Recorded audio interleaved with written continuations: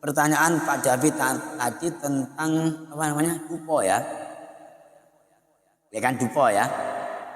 Dupo yang pakai kemenyan ya. Nah, ini kita harus belajar juga tentang hal itu supaya kita tidak gampang menyalahkan orang lain. Kalau jenengan menyalahkan sekarang orang yang memakai dupa, nanti secara tidak langsung jenengan menyalahkan Sunan Kalijaga. Ayo. Kalau saya perdalam jenengan itu siapa berani-berani menyalahkan Sunan Kalijaga? Ilmunya jenengan sampai kemana? Terus berapa orang yang jenengan pernah Islamkan kok berani menyalahkan Sunan Kalijaga? Tanah Pulau Jawa itu hampir mayoritas banyak yang ditaklukkan sama Sunan Kalijaga dengan statement-statementnya, ya kan, dengan cara-caranya beliau, ya kan. Berkaitan dengan dupo ini kan ada beberapa hal yang harus kita cari ilmunya. Pertama, Sunan Kalijaga merubah adat istiadat oleh orang-orang Hindu zaman dulu atau orang-orang Buddha zaman dulu itu dengan cara pendekatan persuasif, cara kebudayaannya.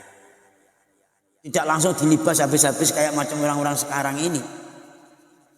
Nengok kemungkaran langsung dikutuk, ya, di demo dengan Allahu Akbar, hancurkan, Allahu Akbar, bubarkan. Bukan kayak macam orang-orang sekarang, para wali zaman dulu itu. Yang sering memuja-muja gaib, mendatangkan jai langkung, mendatangkan apa? Setan. Ya, dengan memuja-muja memakai kemenyan-kemenyan. Zaman dulu seperti itu. Dirubah sama Sunan Kalijaga, ya. Dengan pendekatannya beliau kepada masyarakat di saat itu, tidak dihilangkan kemenyannya. Ya, tapi ditanamkan keyakinan bahwa yang punya kekuatan itu bukan setan, tapi yang punya kekuatan itu Allah. Gitu loh Pak. Sehingga apa? Sehingga orang-orang yang memuja-muja setan, iblis, kemudian apa lagi? Jalangkung, ya, dengan ritual-ritual itu perlahan-lahan dihilangkan pujaannya, tapi keseniannya atau kebiasaannya diabadikan. Lagi pula Kanjeng Sunan Kalijaga itu juga dengan pertimbangan begini. Kemenyan Arab ketika dibakar itu aromanya apa? Wangi kan? Kayak tadi malam itu di kantor MBCNU itu begitu dikasih kemenyan itu, satu ruangan itu harum. Pernah nggak bapak-bapak membaca hadis bahwa di mana ada tempat di situ aromanya harum, maka malaikat rahmat selalu datang silih berganti, ya, menyaksikan kepada orang-orang yang ada di itu dan memintakan ampunan atas segala dosa-dosanya orang-orang yang ada di situ.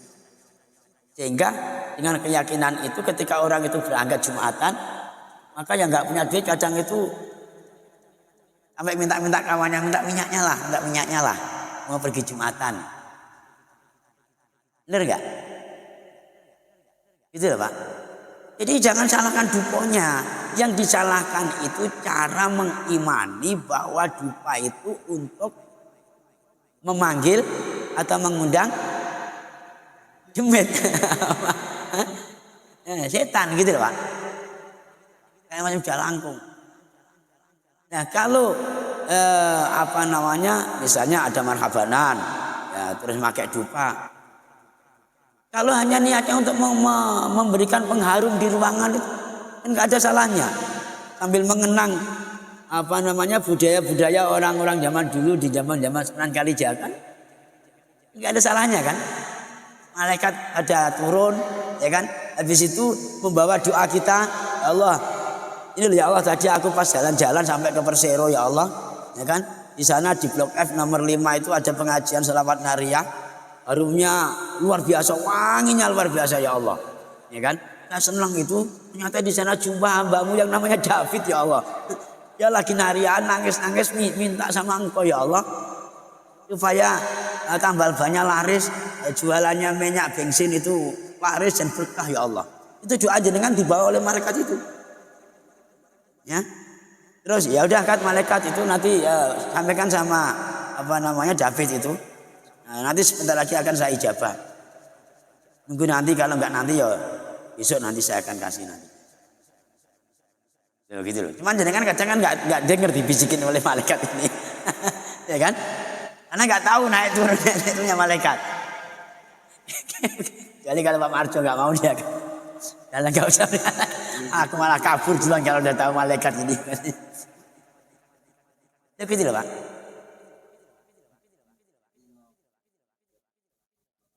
Mau TPK mau apa itu enggak ada urusan.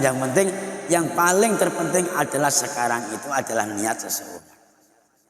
Gitu loh. Mau pakai dupo yang kemenyan itu atau mungkin apa sajalah. Nah, yang penting aromanya wangi dan tidak melanggar syariat. Ya kan? Nah, yang paling fatal untuk menimbulkan sebuah kemusyrikan itu adalah niat kita dan keyakinan kita tadi.